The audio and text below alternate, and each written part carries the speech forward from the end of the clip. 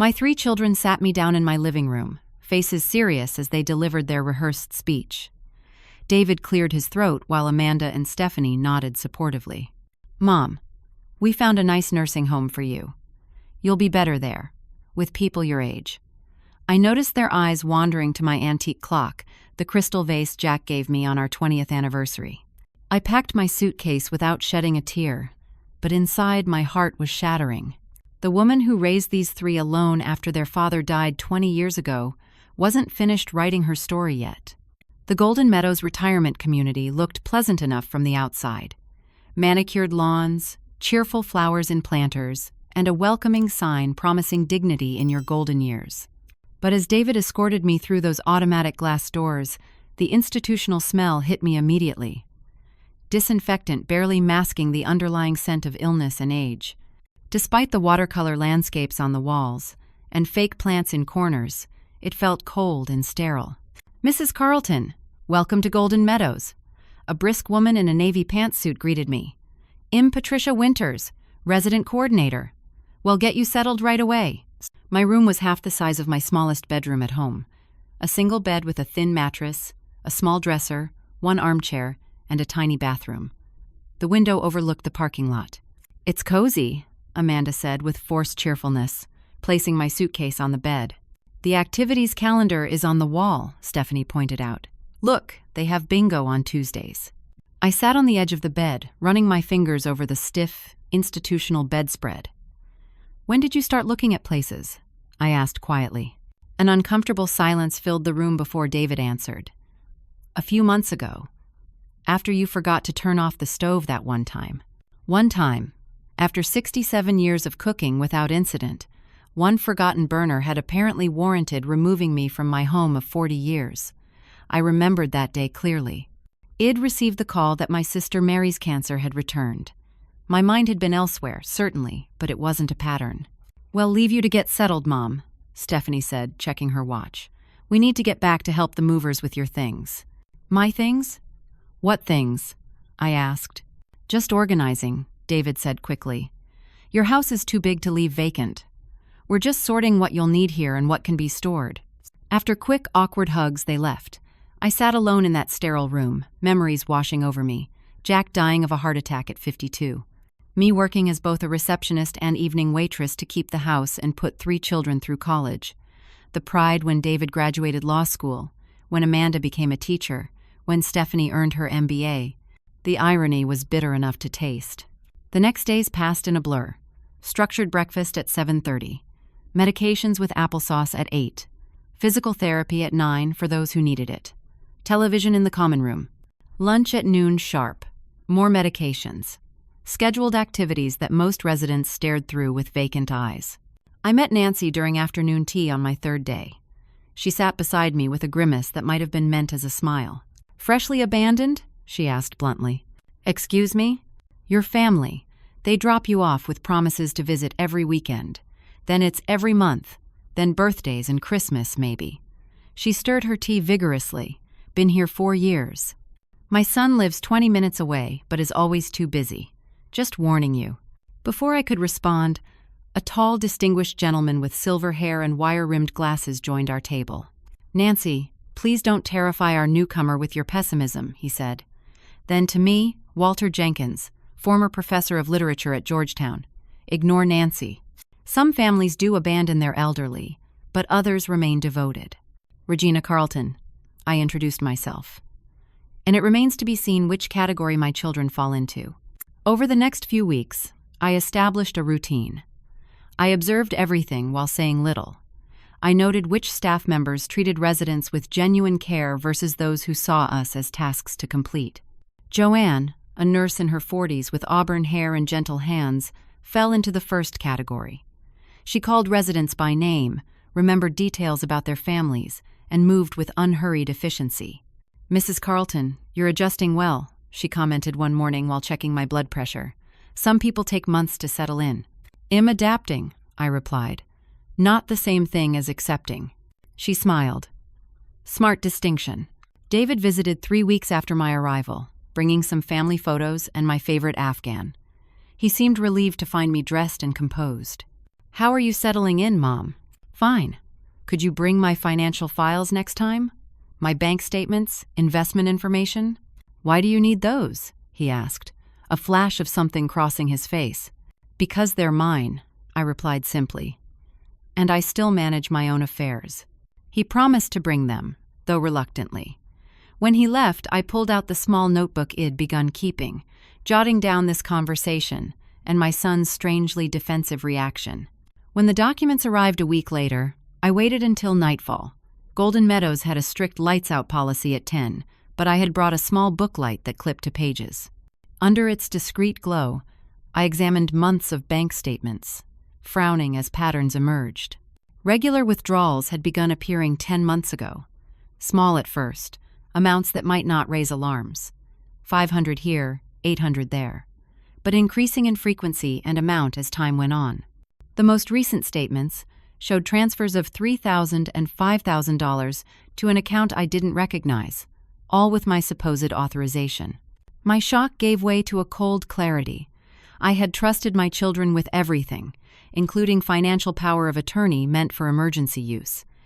Now I understood the sudden concern for my welfare, the quick decision that I needed better care than they could provide. I tucked the statements into my pillowcase and stared at the ceiling. The betrayal cut deep, but something else was rising within me. Determination. This wasn't just about money. It was about my dignity, my autonomy, my very identity. My children had rewritten me as incompetent, confused, unable to care for myself. They had authored an ending to my story without my consent. Well, I would be taking back the pen. The secret to surviving this place, Walter told me during our morning coffee ritual 6 weeks into my stay, is to find something they can't take from you. We'd begun meeting in the small courtyard when weather permitted, or by the fireplace in the common room during rain. Walter had become an unexpected ally, his academic mind still razor-sharp despite his 82 years. "What did you find?" I asked. "Poetry," he answered, tapping his temple. "They can take my home, my career, even some of my physical capabilities. But the hundreds of poems I memorized over a lifetime remain mine alone." I nodded, understanding his meaning beyond the literal words. Each of us needed something that was ours, something that defined us beyond being elderly parents, beyond being residents in an institution. For me, that something appeared unexpectedly during Tuesday activities. I'd been avoiding the scheduled programs, finding little appeal in childish crafts or elementary sing-alongs. But on this particular rainy afternoon, boredom drove me to the sunroom, where an art therapy session was beginning. "Just try," encouraged the young instructor, placing a brush in my reluctant hand. "There's no wrong way to paint." The blank paper intimidated me at first. I'd never considered myself artistic, but as I began mixing colors and making tentative strokes, something shifted inside me. The blue I created matched the exact shade of the lake where Jack and I had honeymooned. The way the colors blended reminded me of sunsets viewed from our front porch. Memory and emotion flowed through my hands in a way words couldn't express. "Mrs. Carlton, this is remarkable for a first attempt," the instructor said, studying my completed painting of a solitary tree against a turbulent sky. I looked at what I'd created, surprised by both the quality and the feeling of satisfaction it gave me. "Thank you," I said quietly. "When is the next class?" Over the following weeks, painting became my refuge. I requested additional supplies, spending my personal allowance on better quality brushes and paints. My room slowly transformed as my work accumulated on the walls. Landscapes, still lifes, and eventually portraits of fellow residents. I found I had a particular talent for capturing faces, especially eyes that had seen decades of life. Meanwhile, my children settled into a predictable pattern of neglect. David visited every other Sunday for precisely 45 minutes, bringing small gifts like hand lotion or magazines. Amanda called weekly but visited monthly, always checking her watch throughout our conversations. Stephanie sent expensive flowers on my birthday but had visited only twice in 3 months. During one of David's visits, I casually mentioned family photos I'd left in my bedside table at home. "Oh, we packed up most of the bedroom things," he said. "They're in storage." "Storage?" I kept my voice neutral. "Yes, we thought it best to rent out the house. The income helps cover your expenses here." I nodded as though this made perfect sense, though it was the first I'd heard of such an arrangement. Later that afternoon, I received an unexpected call from my former neighbor, Grace. "Regina, how are you settling in? I miss seeing you across the street." We chatted briefly before Grace said something that made my heart race. "Amanda's doing a lovely job with your garden. Those rose bushes you planted years ago are thriving under her care." "Amanda is at my house often?" I asked carefully. "Well, she lives there now, honey. Didn't you know? She and Tom moved in about 2 months ago. They brought the grandkids over to say hello. Such lovely children." After we hung up, I sat very still, processing this new information. My house wasn't being rented to strangers for my benefit. Amanda had simply taken it. I remembered her admiring comments about the updated kitchen, the sunroom I'd added 5 years ago, the mature landscaping. Now she was enjoying these things while I sat in a tiny institutional room. I pulled out my notebook, making detailed notes of this conversation and others. I began tracking every visit, every call, every excuse. I documented every mention of my belongings, which ones had mysteriously gone to storage versus which had been donated for tax purposes. I noted which financial questions were deflected and how.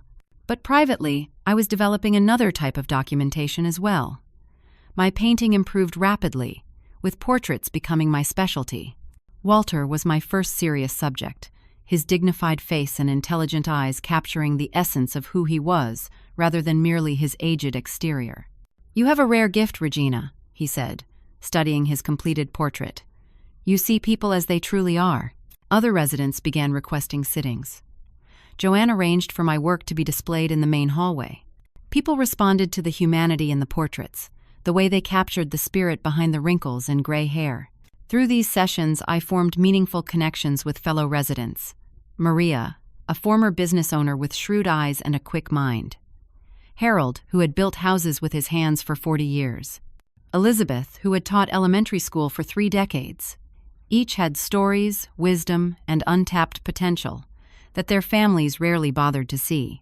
During one portrait session, Maria studied me with the same intensity I was studying her. "You're mapping something out," she observed. "And it isn't just this painting." I considered her words before answering truthfully.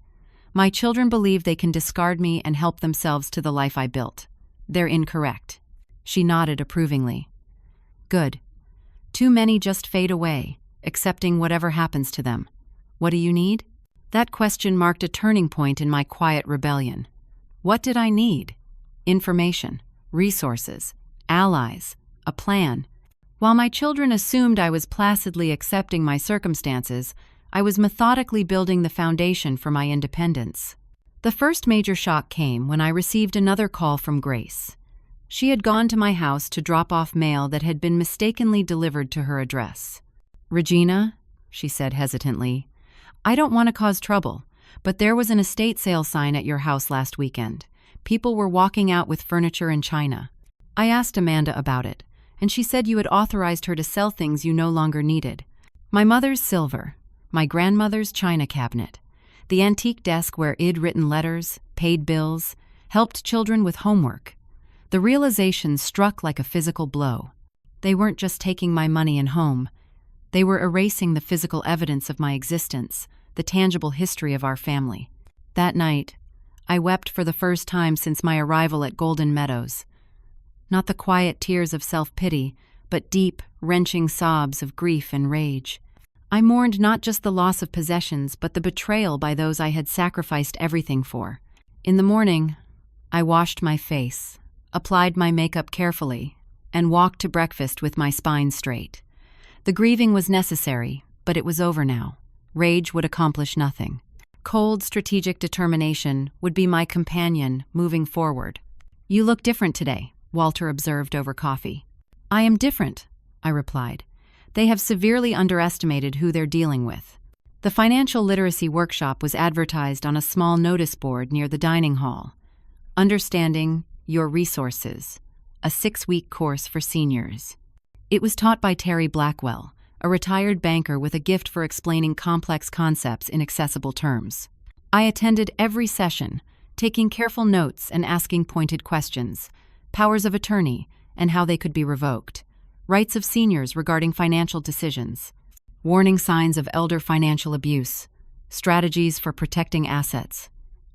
Each piece of information was a weapon in my growing arsenal. After the fourth session, Terry approached me. "Mrs. Carlton, your questions are quite specific. Is there something particular you're dealing with?" I considered my response carefully. Let's just say I'm reassessing arrangements my children made when I was in a more vulnerable state. Understanding dawned in his eyes. "I see. Would you like to discuss your situation in private?" Over the next several weeks, Terry became an invaluable resource. He reviewed the financial documents he'd gathered, confirming my suspicions of systematic financial abuse. While the power of attorney David held made the withdrawals technically legal, they were clearly not in my best interest, nor with my informed consent. "You need legal advice," Terry advised. "This goes beyond financial planning." The name came to me immediately.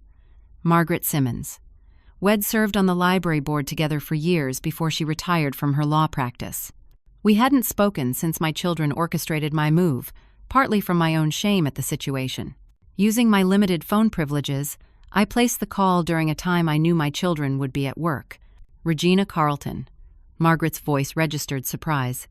"It's been months." "I'm at Golden Meadows Retirement Community," I explained. My children thought it best.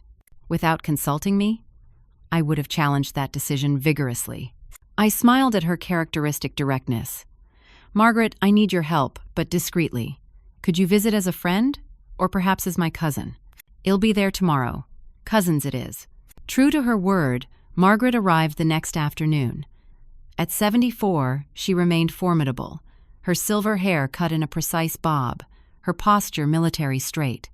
We embraced like the old friends we were before settling in the small garden area for privacy. I explained everything. The unexpected move. The financial irregularities.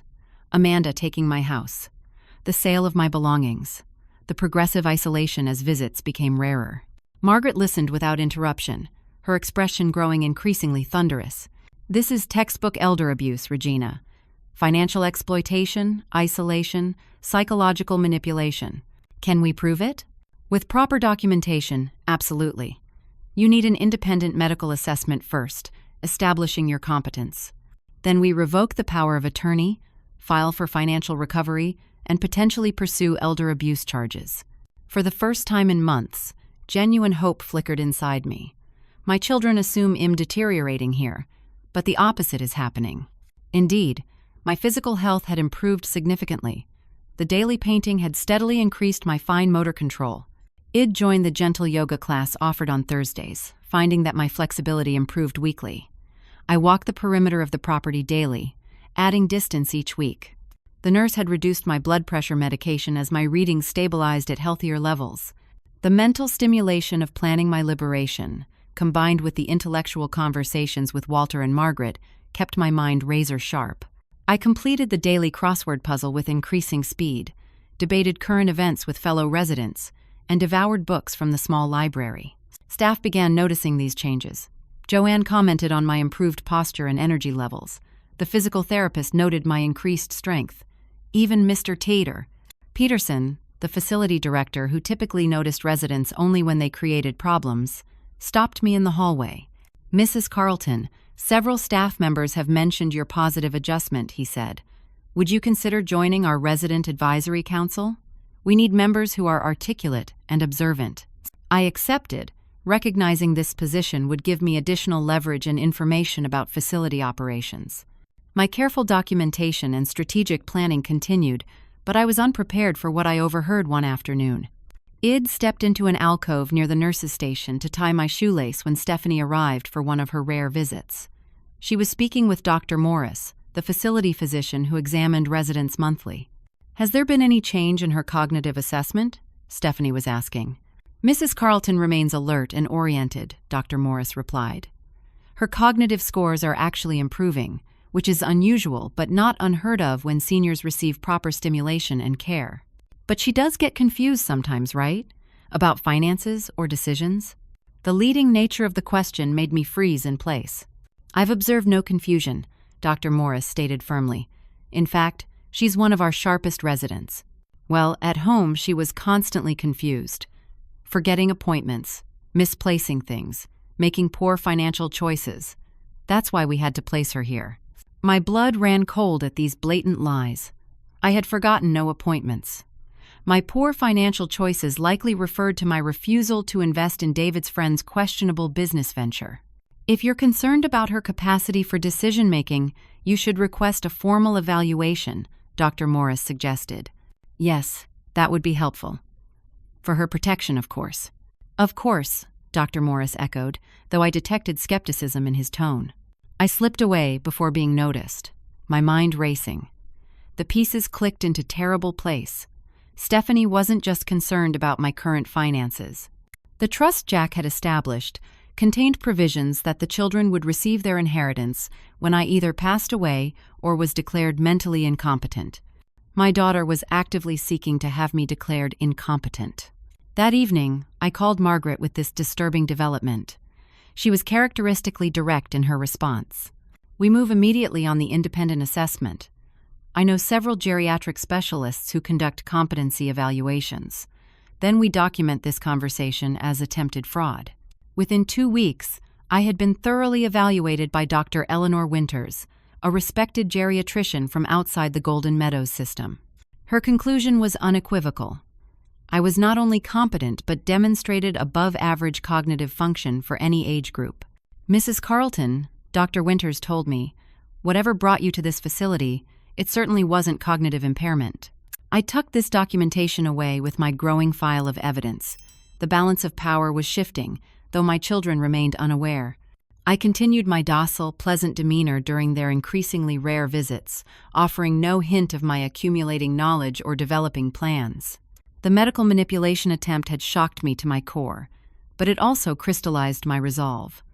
This wasn't merely about reclaiming my financial independence or even my dignity. It was about justice. "Regina, you have legal grounds for immediate action," Margaret advised during one of our regular meetings, now openly acknowledged as legal consultations. Financial elder abuse carries significant penalties. We could file next week. We sat in a quiet corner of the garden, surrounded by late summer blooms. 6 months had passed since my arrival at Golden Meadows, and autumn was approaching. "Not yet," I replied thoughtfully. "I'm still gathering evidence, and frankly, am not finished building my lifeboat." Margaret smiled appreciatively at my strategy. Smart. Never jump ship until you're certain the alternative will float. My lifeboat was taking shape through multiple carefully orchestrated elements. The legal documentation was one aspect, with Margaret helping me create an airtight case of financial exploitation. But I was simultaneously building resources and connections that would ensure my independence regardless of legal outcomes. The most unexpected resource emerged from my small inheritance from Aunt Louisa. The $10,000 had been sitting in a separate account my children didn't know about. With Margaret's help, I had maintained control of these funds, and with Terry's financial guidance, I had begun making careful investments. Tech companies are volatile. Terry had warned when I expressed interest in Walter's suggestion about investing in a promising startup. "So is life," I replied. "Sometimes calculated risks are necessary." The calculated risk paid off beyond expectation. The tech company Walter had followed through. His extensive reading went public, and my modest investment tripled within months. I reinvested portions strategically, building a diverse portfolio that continued growing steadily. Meanwhile, my painting had evolved from therapy to potential income. Joanne had arranged for my portraits to be displayed in the main lobby, where visitors frequently commented on them.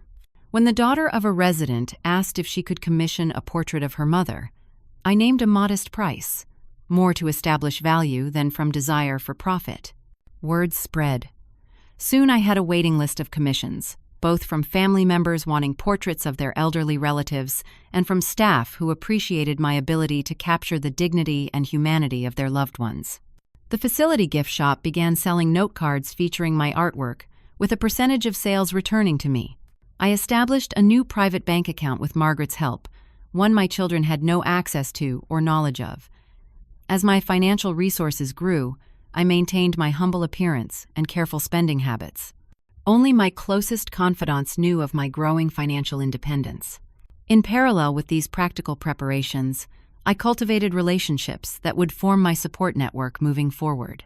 Walter and I developed a deep friendship based on mutual respect and shared intellectual interests. Maria offered sharp business advice drawn from decades of experience. Joanne provided insights into healthcare options beyond institutional living. I also discovered I was far from the only resident experiencing family financial exploitation. During card games or craft activities, careful conversations revealed similar patterns with several others. Nancy, despite her initial bitterness, shared that her son had mortgaged her house without her knowledge. Harold found his retirement accounts mysteriously depleted after his daughter took over his finances. We formed an informal support group disguised as a weekly bridge club. We shared information about legal rights, compared documentation strategies, and provided emotional support to one another. I found purpose in helping others recognize and resist the infantilization and exploitation too often inflicted on seniors. My children, meanwhile, continued their pattern of sporadic visits and transparent excuses. David called rather than visited when big cases demanded his attention.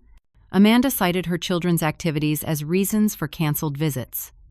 Stephanie's international business trips provided convenient alibis for months of absence. I documented each canceled visit, each broken promise, each instance when birthday cards arrived late or phone calls went unreturned. The contrast between their neglect and my growing community of genuine support strengthened my resolve daily. A significant turning point came when I was appointed head of the Resident Advisory Council.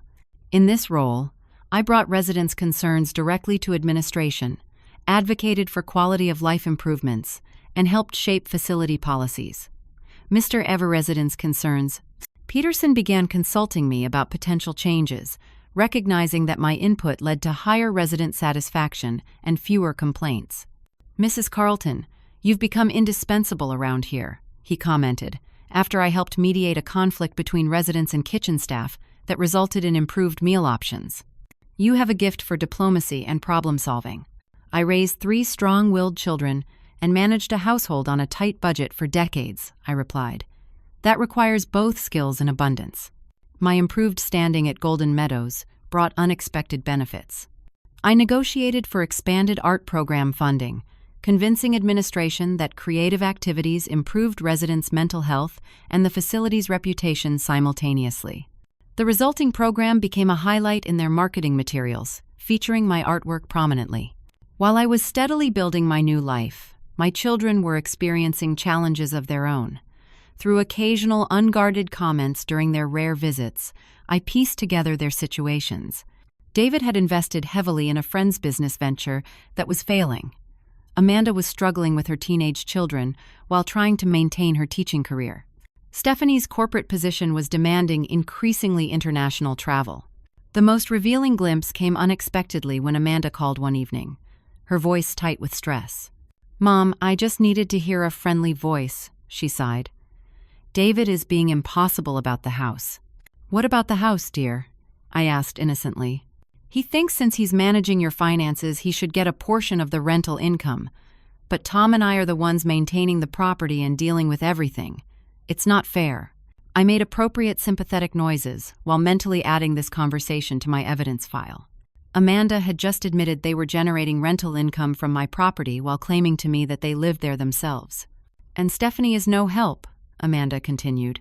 "She's so busy trying to get access to the trust that she barely returns my calls." "The trust?" I echoed, keeping my tone casual. Amanda seemed to realize she'd said too much. "Oh, just some paperwork Dad left." "Nothing important. I should go, Mom. The kids need help with homework." After she hung up, I immediately called Margaret to report this revealing conversation. "They're fighting amongst themselves over the spoils," I concluded. "Oldest story in the book," Margaret replied. "While they're distracted with each other, we continue building your case and your resources." The final piece of unexpected good fortune arrived in the form of a certified letter. My second cousin Edward, whom I hadn't seen in 20 years, had passed away. Having no children of his own, he had left his modest estate to be divided among several relatives. My share amounted to $50,000. This windfall, unknown to my children, secured my financial independence completely. With Margaret's guidance, I updated my will and created a revocable trust of my own, appointing her as trustee. I established clear provisions about my care preferences and explicitly revoked all previous powers of attorney. "Are we ready to confront them now?" Margaret asked after these arrangements were finalized. I considered the question carefully. Nearly 2 years had passed since my arrival at Golden Meadows. My legal position was secure. My financial independence was established. My health had improved significantly. My support network was strong, yet something held me back from direct confrontation. "Not quite yet," I decided. "I want them to see what they've lost before they learn what it will cost them." Margaret raised an eyebrow. "Patience has always been your strength, Regina."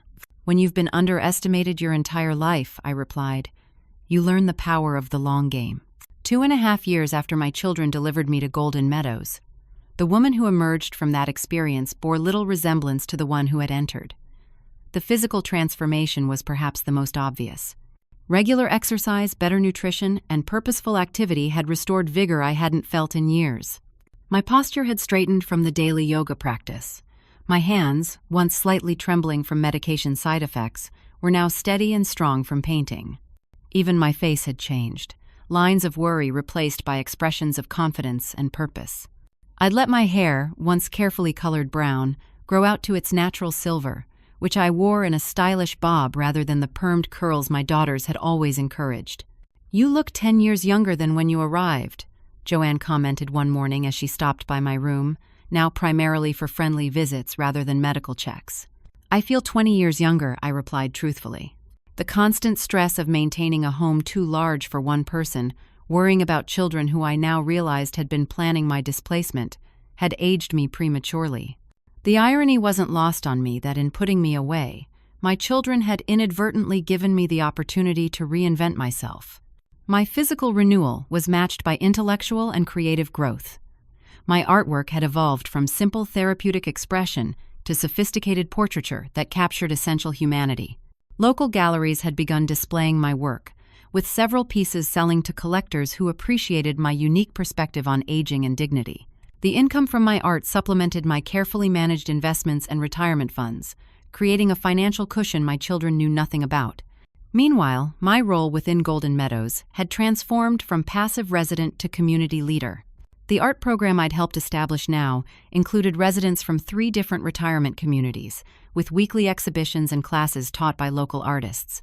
I coordinated the program, matching instructors with appropriate classes and organizing the rotating exhibition schedule. The sense of purpose and accomplishment this role provided was immeasurable.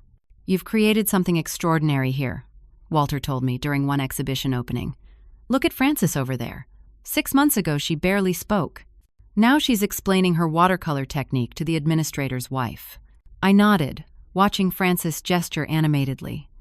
At 89, she had discovered an artistic voice she never knew she possessed. "Art gives us back our visibility," I replied. "It reminds both us and others that we still have something meaningful to contribute." My leadership extended beyond the art program. As head of the resident council, I had successfully advocated for numerous quality of life improvements: extended visiting hours, more varied menu options, transportation services to cultural events, a partnership with the local community college that brought student volunteers and educational programming. Mr. Peterson had begun consulting me on facility decisions, recognizing that my business sense and understanding of residents' needs improved both morale and the bottom line. When the corporate ownership considered budget cuts to activities, I prepared a detailed presentation showing how these programs actually reduced healthcare costs and staff turnover while improving family satisfaction scores.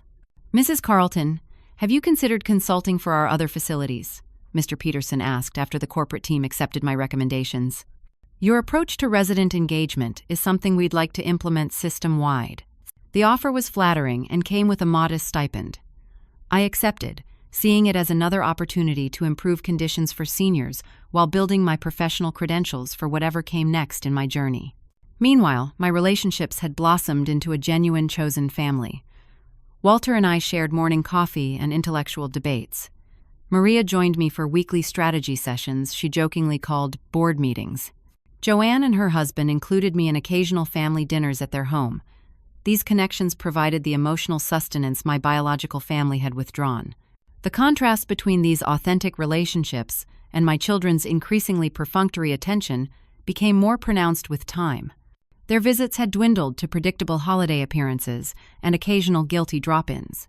When they did visit, the conversation remained superficial, focused on their achievements and challenges while showing minimal interest in my life. "Mom's doing well," they would say to staff within my hearing, as though I wasn't present to speak for myself. "She seems content here," they would assure each other, without ever directly asking if this was true. I maintained my strategic patience, continuing to document every visit, every call, every financial transaction I could track. Margaret had assembled an airtight legal case, ready to deploy when I gave the word, but I was waiting for my children to reveal more of their machinations, particularly regarding the family trust. The revelation came through an unexpected channel. Stephanie's administrative assistant called one afternoon, clearly flustered. "Mrs. Carlton? This is Kelsey from Stephanie's office. She asked me to let you know she won't make it for her visit tomorrow. Again, but I wanted to check if you received the trust documents she sent last month. She's been asking if you signed them, and I can't find a record of them being returned." "I haven't received any documents, Kelsey," I replied truthfully. "Oh, that's odd. She said she mailed them directly to you. Something about updating beneficiary information? I'll let her know they never arrived." After the call, I immediately contacted Margaret. "Stephanie attempted to send trust documents directly to me for signature, bypassing you as my attorney. That's both unethical and potentially fraudulent." Margaret's voice was tight with professional outrage. "I'll request copies of these documents immediately as your legal representative." Within days, Margaret had obtained the paperwork through formal channels. The documents weren't merely updating beneficiary information. They constituted a complete restatement of the trust Jack had established, with significant changes that worked against my interests and accelerated distributions to my children. "This is blatant," Margaret said during our review session. "They were counting on you signing without proper legal review. This attempt alone strengthens our case considerably." While this legal drama unfolded behind the scenes, a more personal drama developed among my children. Their individual schemes had begun to conflict with each other, creating tensions that occasionally surfaced during their rare joint visits. David would make pointed comments about Amanda enjoying my house. Amanda would question David's management of my finances. Stephanie would check her watch ostentatiously when either sibling mentioned visiting me, her impatience clear. The fragmentation reached critical mass when Amanda called me in tears late one evening. "Mom, I don't know what to do. David is threatening to evict us from the house." "Your house?" I asked mildly. "Or my house?" "Well, legally it's still yours, of course," she backpedaled quickly. "But we've been maintaining it, and now he's saying he needs to sell it to cover your care costs. That makes no sense. Your Social Security and pension cover Golden Meadows. Perhaps you should ask your brother about the withdrawals from my accounts over the past 3 years, I suggested. Her sharp intake of breath told me this was news to her. "What withdrawals?" "I'm sure David can explain. Or perhaps Stephanie knows, given her interest in the trust." "How do you know about that?" Amanda's voice had gone from tearful to wary.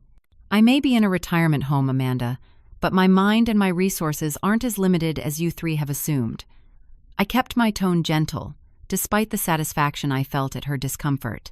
"Perhaps it's time for us to have a family meeting. All 4 of us." The silence on the line stretched until Amanda finally responded, "I'll talk to David and Stephanie."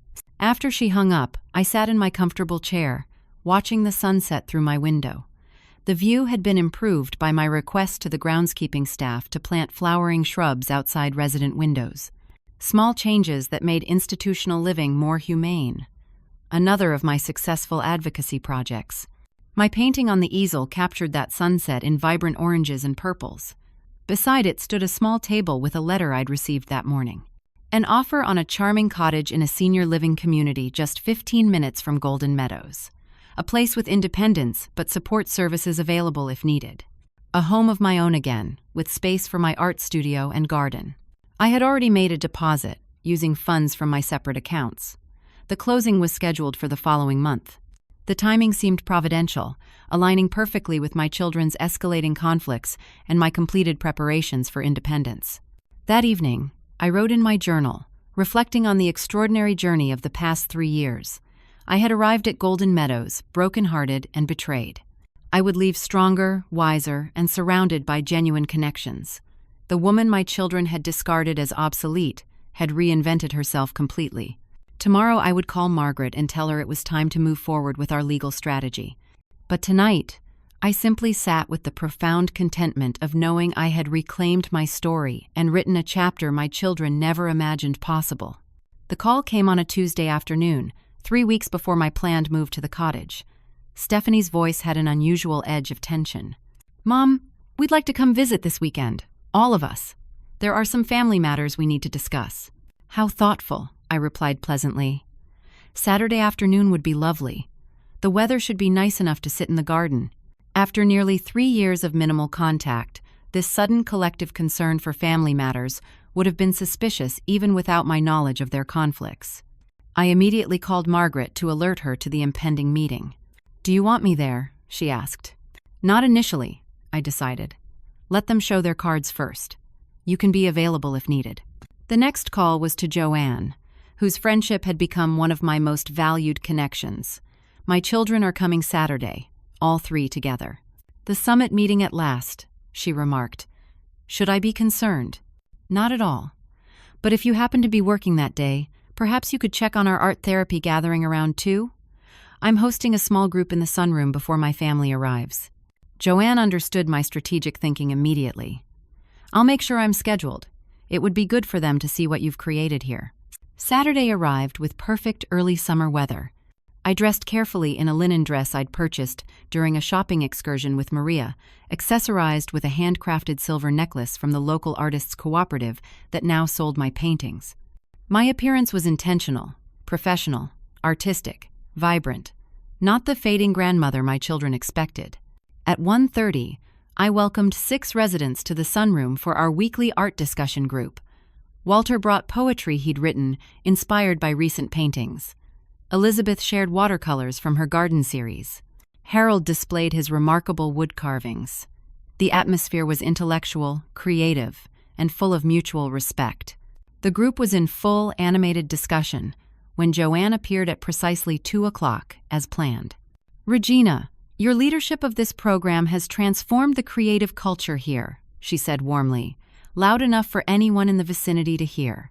"The administration has received so much positive feedback from families and the community." "It's been deeply fulfilling," I replied. "The upcoming exhibition should be our best yet."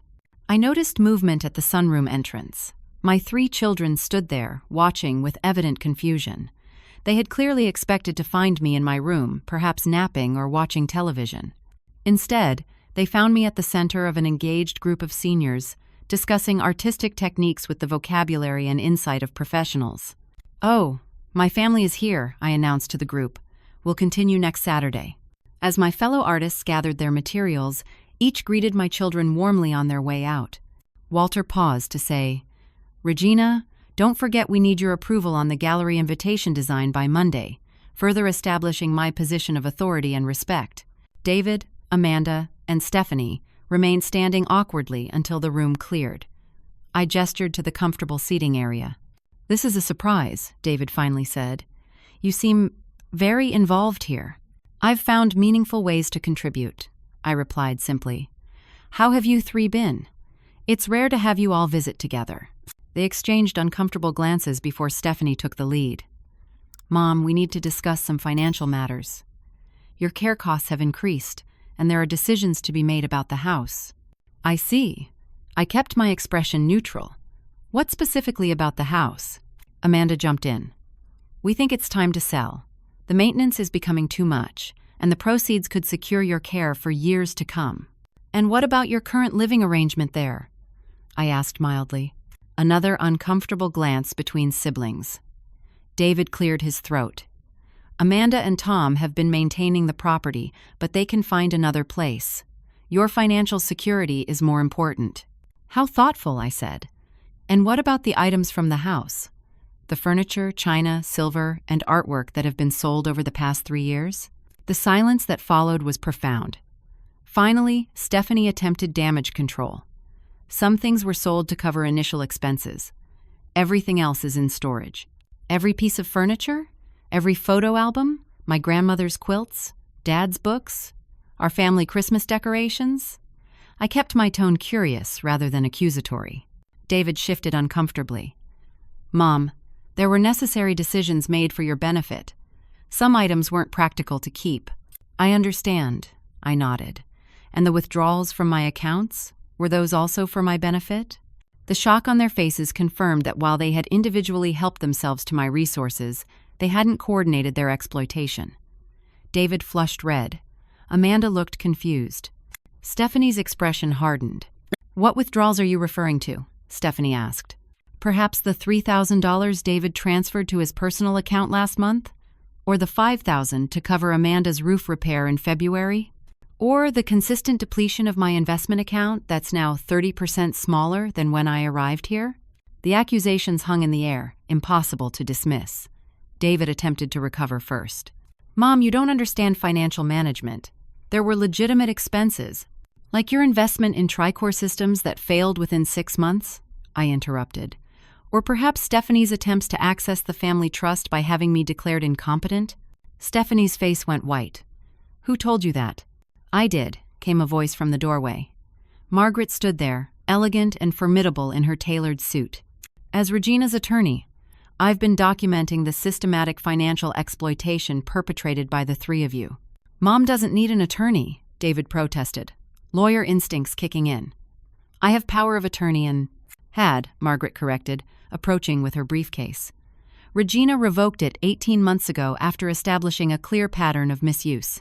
Amanda began to cry, her earlier anger dissolving into fear. Mom, we were trying to help. The house was too much for you, and after you forgot the stove that time... Once, I said quietly, but firmly. I forgot the stove once, on the day I learned my sister's cancer had returned. A normal human response to distressing news. Not a pattern of cognitive decline, doctor. Winter's comprehensive assessment confirmed my cognitive function exceeds norms for my age group. Or any age group, in fact. Stephanie, ever the strategist, shifted tactics. Mom, we've obviously made mistakes. We should discuss this as a family without outside involvement. She glanced meaningfully at Margaret. Margaret is family, I replied simply. She has demonstrated care and respect for my autonomy that my biological children have not. Before anyone could respond, my phone rang. Perfect timing, as I'd arranged this call as well. I answered on speaker. Mrs. Carlton? This is Ellen Richards from Lakeview Realty. I'm calling to confirm your closing date on the cottage for June 15th. All the paperwork is in order. Thank you, Ellen. I'm looking forward to it. After I ended the call, I faced my children's confused expressions. You bought a house? David asked incredulously. A cottage in Willow Creek community. 2 bedrooms, an art studio, and a lovely garden. Independent living with support services available as needed. But how? With what money? Amanda asked. My investments have performed quite well. That, combined with my art sales and consulting work, has created a comfortable financial cushion. Art sales? Consulting? Stephanie repeated weakly. As if on cue, Mr. Peterson appeared at the door. Mrs. Carlton, I don't mean to interrupt, but the corporate team is requesting your presentation materials for the other facilities. Your program model has been approved for system-wide implementation. I smiled. I'll email everything tomorrow, Mr. Peterson. Thank you. He nodded respectfully before leaving. The strategic demonstrations of my position and capabilities were having their intended effect. My children looked increasingly disoriented as their perception of their dependent, declining mother collided with the reality of the capable, respected professional before them. I don't understand, David finally said. When did all this happen? While you were busy selling my possessions, accessing my accounts, and attempting to have me declared incompetent, I replied evenly. I was rebuilding my life. The harsh truth landed heavily. Amanda's tears flowed freely now. David stared at the floor. Only Stephanie maintained eye contact, her expression a mixture of shock and something that might have been reluctant respect. What happens now? She asked quietly. Margaret placed her briefcase on the table and removed several documents. Regina has prepared a proposed settlement agreement. It includes repayment terms for misappropriated funds, return of remaining personal property, and a restructuring of the family trust. And if we don't agree? David asked, lawyer mode engaging. Then we proceed with formal charges of elder financial abuse, which the documentation supports conclusively, Margaret replied. I believe your law license would be at risk, David. And Stephanie, corporate boards take a dim view of executives involved in such cases. The threat wasn't idle, and they knew it. The silence stretched as they absorbed the severity of their situation. I don't want your destruction, I said finally, my voice softening. I want accountability, restitution, and respect. The choice between legal consequences and family reconciliation is yours. David was the first to break. Mom, I'm so sorry. I used your money for investments I thought would benefit all of us. When they failed, I kept trying to recover, digging the hole deeper. Amanda followed. The house. I just loved it so much, and it seemed a waste to leave it empty. But I should have asked, should have paid rent properly. Stephanie remained silent longest before finally saying, I thought I was protecting your assets from David's poor decisions. The incompetency filing was misguided, but I believed I was securing your future. I let their admissions settle before responding. You each convinced yourselves you were acting in my interests while serving your own. You saw me as an obstacle to wealth you felt entitled to, rather than as a person with my own continuing story. The truth of this assessment was written on their faces. For the first time, they were seeing me clearly not as an elderly burden to be managed, but as a complete human being with capabilities and dignity they had failed to recognize. Take these documents home, I continued, gesturing to Margaret's papers. Read them carefully. Discuss them together. They represent my terms for moving forward with any kind of relationship. Will you ever forgive us? Amanda asked through her tears. I considered this question carefully before answering. Forgiveness is possible. Trust must be rebuilt. The relationship we had is gone, but perhaps we can create something new based on mutual respect rather than obligation. That's your choice now. As they gathered the documents and prepared to leave, still visibly shaken, I added one final thought. 3 years ago, you told me I'd be better off in a place with people my age. You were right, though not in the way you intended. I found myself here. I found purpose, community, and strength I never knew I possessed. For that unexpected gift, I actually thank you. They left in silence, the weight of recognition heavy on their shoulders. Margaret stayed behind, taking the seat beside me as we watched them walk to the parking lot through the sunroom windows. You were magnificent, she said simply. It's easier to be magnificent when you're standing on solid ground, I replied. Thank you for helping me build that foundation. The confrontation I had prepared for during 3 years had finally occurred. The reckoning had been delivered not with vengeance, but with clear-eyed truth and an open door to potential reconciliation. What my children did with that opportunity was now their choice, their story to write. As for me, my story was just beginning its most interesting chapter. Moving day arrived on a perfect June morning. Sunshine streamed through the windows of my room at Golden Meadows as I supervised the careful packing of my paintings, art supplies, and personal belongings. The small room that had initially felt like a prison cell had become a chrysalis of transformation, and I was now ready to emerge fully into my new life. Walter helped organize my books, handling each volume with the reverence only a fellow book lover could understand. Your new library will be magnificent, he commented, admiring the built-in bookshelves I had shown him in photos of the cottage. With plenty of room for more, I replied, including that poetry collection you're publishing. He smiled at the reference to his recent achievement. Inspired, partly by our art collaboration, Walter had compiled his lifetime of poetry into a collection that a small university press had agreed to publish. His author photo on the back cover was my portrait of him, capturing both his dignity and his gentle intellect. Joanne stopped by during her break, bringing a houseplant as a moving gift. The place won't be the same without you, she said, giving me a warm hug. But I'll see you at the weekly art program. And for dinner with you and Rob next weekend, I confirmed. Once I'm settled. Maria arrived with her nephew's truck to transport my larger items. At 78, she still projected the no-nonsense efficiency that had made her business successful. The moving company would charge triple for half the care, she declared, directing the loading with authoritative gestures. As friends helped transform my institutional room back to its original barren state, I felt no sadness. Golden Meadows had been an unexpected waypoint, not a final destination. The relationships and strength I had found here would continue beyond its walls. Mr. Peterson made a point of coming to say goodbye, bringing several administrative staff with him. "We've approved implementation of your art program in all 12 of our facilities," he told me, handing me an official-looking envelope. "This is a consulting contract, if you're interested. We need your expertise to train staff and establish the programs properly." I accepted the envelope with a smile. "I'll review it and let you know. Thank you for the opportunity." The cottage exceeded my expectations. Nestled in the Willow Creek community, it offered the perfect balance of independence and available support. The sunny living room opened to a kitchen with accessible features. The main bedroom was spacious and bright. The second bedroom had been converted to my art studio, with northern light streaming through a large window. But it was the sun porch that captured my heart immediately. Wrapping around the east and south sides, it offered views of both sunrise and the community gardens. I could already envision morning coffee there, watching the light change while planning my day. "It's perfect," I told Ellen Richards, the realtor who had found this gem. "Everything I needed without realizing it." The first week passed in a flurry of organizing and personalizing. I arranged my limited rescued possessions, the few family photos and mementos my children had returned after our confrontation.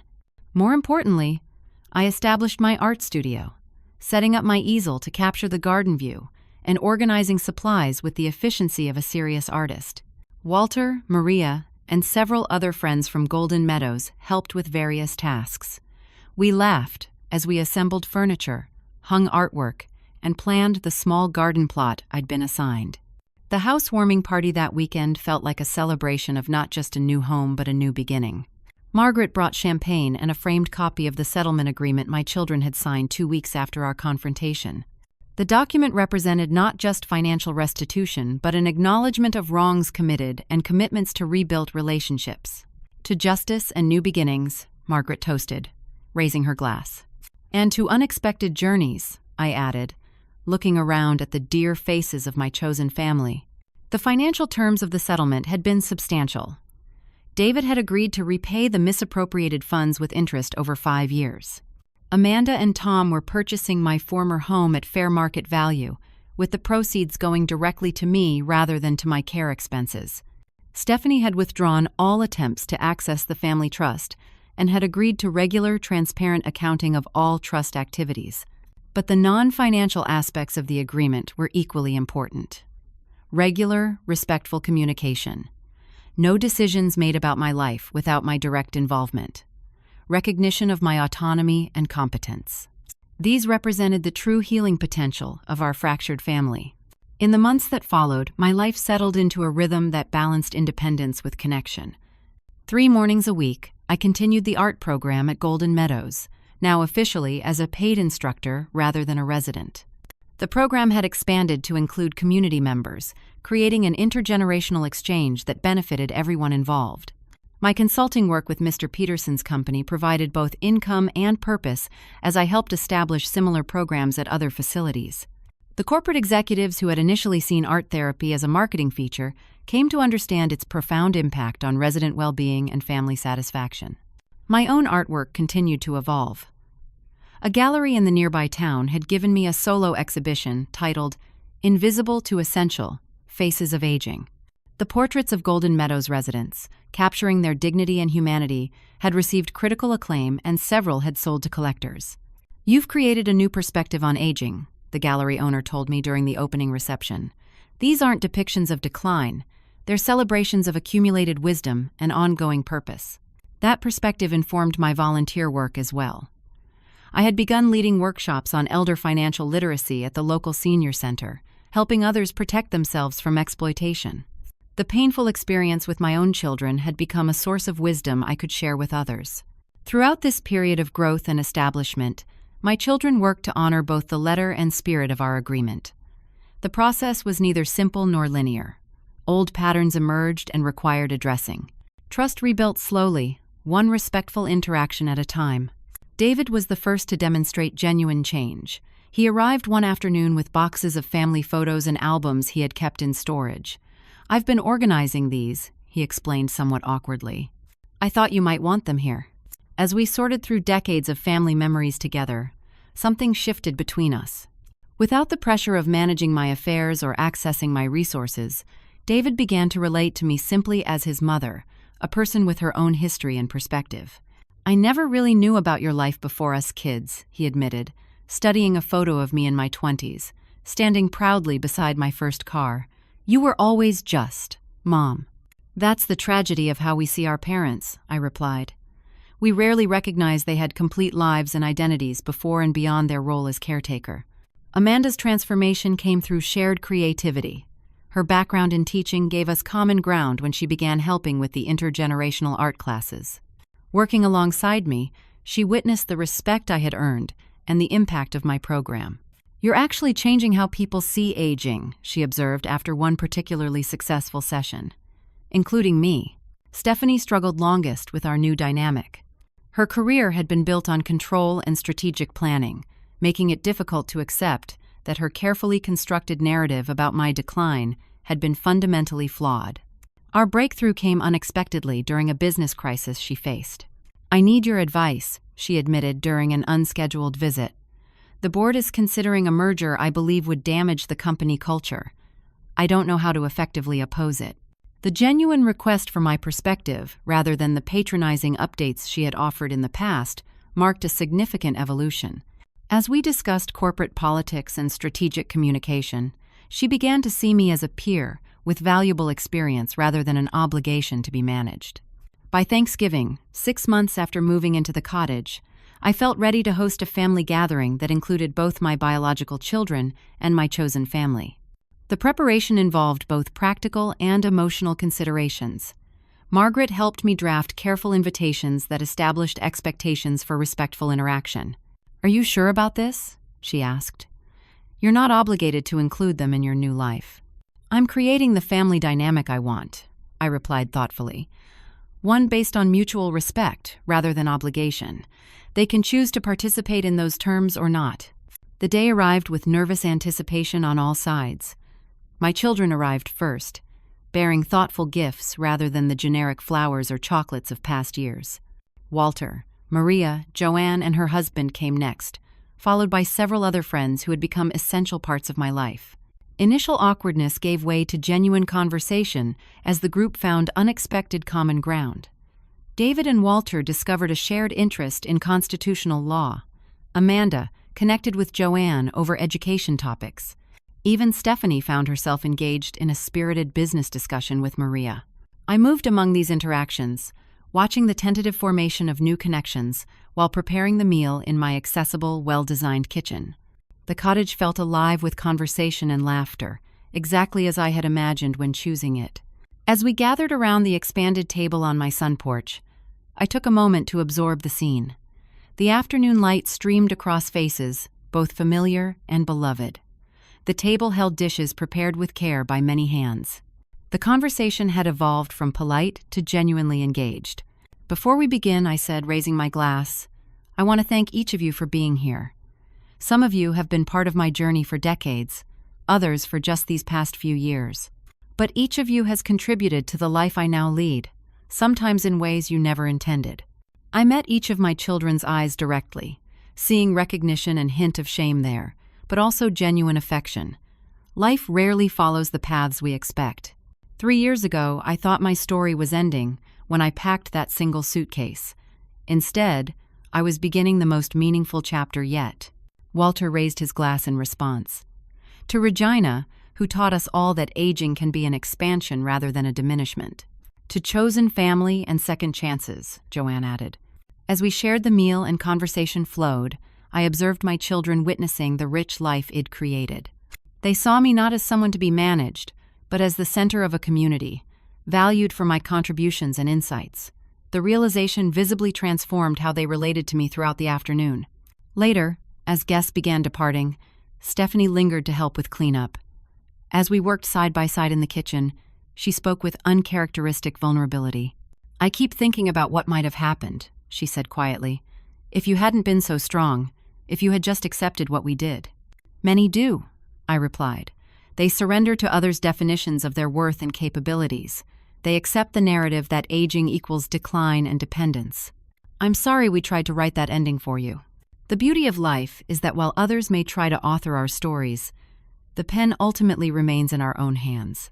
After the last guest departed, I sat alone on my sun porch as evening descended. The cottage settled around me, already feeling like a true home despite its newness. The art studio waited for tomorrow's work. The garden would need attention in the morning. Friends would be stopping by for coffee later in the week. My calendar held purposeful commitments balanced with joyful connections. I thought about the journey from that first day at Golden Meadows to this moment of genuine contentment. The pain had been real, and the betrayal profound. But the response to that pain had transformed not just my circumstances, but my understanding of my own capabilities. Being discarded had ultimately led to being truly seen, both by others and by myself. The children who thought they were finishing my story had instead triggered its most triumphant chapter. The final act wasn't about forgiveness alone, but about the recognition that every life continues to hold purpose and possibility until its natural conclusion. As darkness fell and lights twinkled across the community, I opened my journal to record the day's events and reflections. The final lines I wrote that night captured the essence of my journey. We cannot control how others value us, but we can refuse to accept their limitations as our truth. The greatest power we possess at any age is the determination to author our own stories until the final page. What about you? Have you ever had to reinvent yourself after a major life disruption?